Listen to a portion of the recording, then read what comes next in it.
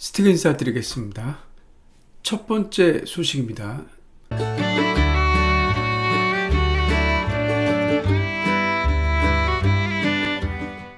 인천투데이 기사인데요.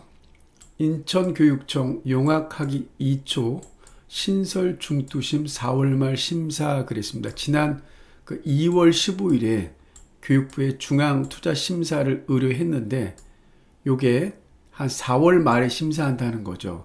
여기에 따라서 이제 초등학교가 건립될 수도 있고 조금 딜레이 될 수도 있다, 이런 얘기가 되겠습니다. 시교육청은 용연학위 2초를 28년 9월에 개통하는 게 목표라고 했다. 개교하는 게. 하지만 중투심 결과를 섣불리 예단하기 어렵다며 4월 말로 예정된 중투심을 지켜봐야 한다고 설명했다. 그래서 이게 이제 6, 7단지가 28년 개교잖아요. 그래서 거기 맞추는데 나머지 8, 9단지가 29년 개교이기 때문에 아무래도 조금 변수가 있다, 이런 얘기입니다.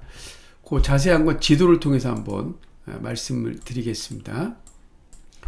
여기가 용연학위 2초등학교죠. 여기가 이제 여기 시티호텔 6단지가 4월 입주니까 여기 한 9월 정도 입주면 딱 맞는 거죠.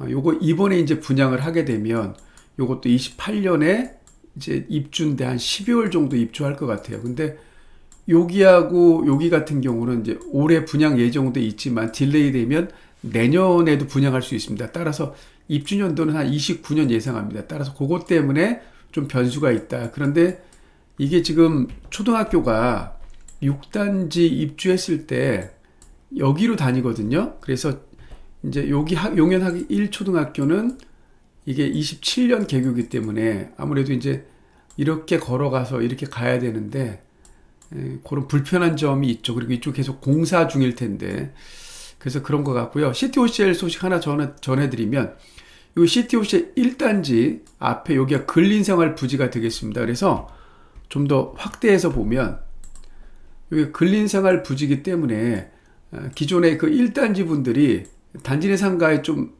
만족하지 못한다 그러면 이쪽 부근도 단지 내 상가보다는 더 큰 상가가 들어온다. 따라서 뭔가 생겨도 하나가 생겨도 더 편의성이 있는 것이 아니겠습니까? 그래서 그런 부분이 좀 나아진다 그랬습니다. 제가 4월 4일 날 라이브 할 때는 좀 더 자세한 거 이 지도를 가지고 그때 말씀드리도록 하겠습니다.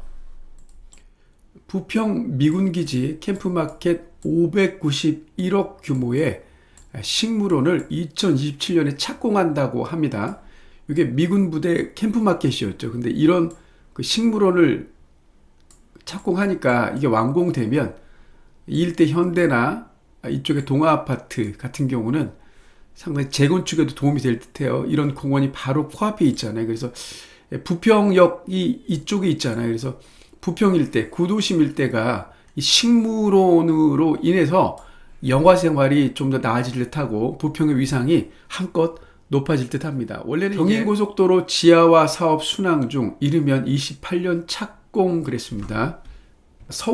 인천 서울을 잇는 경인고속도로 지하화 사업이 정부의 예비타당성 조사를 통과하는 28년 착공을 목표로 순항하고 있다. 2019년부터 추진된 경인고속도로 지하화 사업은 인천시의 최대 수건 사업이다.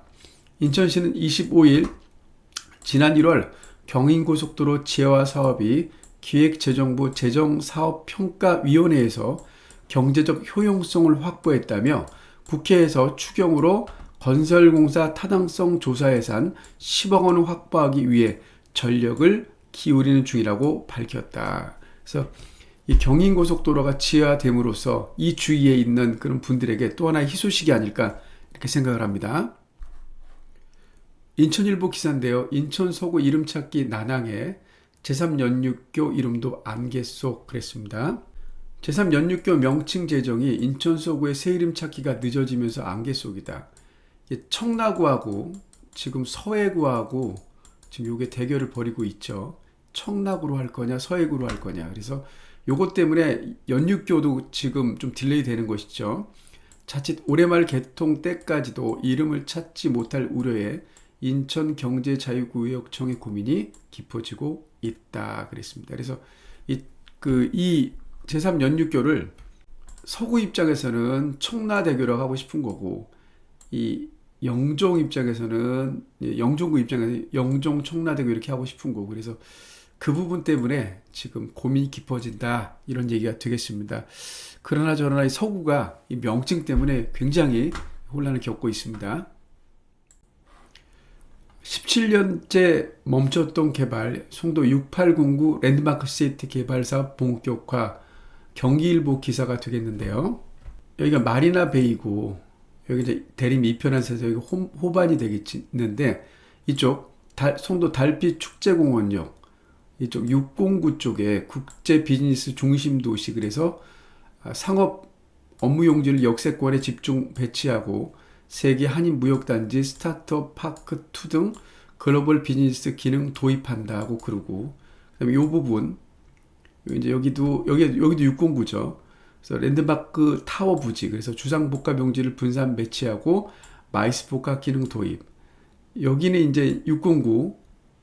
여기도 레저 관광 산업 중심 도시, 그래서 해안변 유원지를 신설하고 체험이 어우러진 멀티플렉스 테마 스페이스 기능 도입한다고 그랬습니다. 그래서 개발 사업이 이제 본격화됐다. 그래서 17년대 기다렸는데 좀 더 못 기다리겠습니다. 그래서 어쨌든 6809가 또 다른 그 송도의 중심지가 됐으면 하는 바람이 있습니다.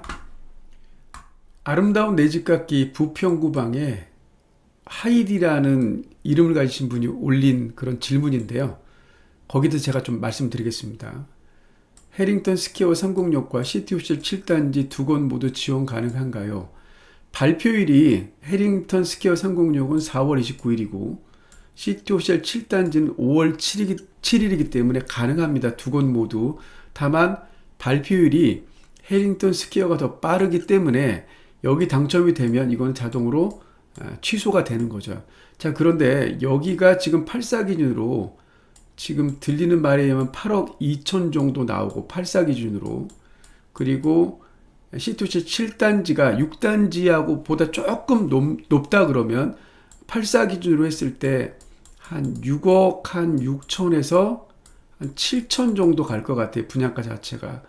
따라서 뭐 1억 한 5천 이상 차이가 나요. 분양가 자체가. 근데 물론 이제 그 7호선 바로 역세권이기도 하지만 306 일대가, 그리고 이제 시투제 7단지 같은 경우는 여기는 이제 신도시잖아요. 도로뿐만 아니라 뭐 모든 것이 인프라들이 이제 제대로 들어오면, 그래서 구도심하고 신도시하고 비교하는 건데, 물론 가장 좋은 건 본인이 거주했을 때 직주 근접, 직장과 거주지가 가깝다면 그게 가장 좋은 건데, 서울 출퇴근할 때는 해링턴 스퀘어 상공역이 낫고, 인천이 직장이고 특히 송도나 인근의 뭐 남동구 쪽이 직장이다 그러면 시투제 7단지가 나을 수 있겠습니다. 근데 가격 측면에서 보면 제가 봤을 때는 향후 오르는 폭은 시티호텔 7단지가 더 많이 오르지 않을까, 개인적으로 생각을 해 봅니다.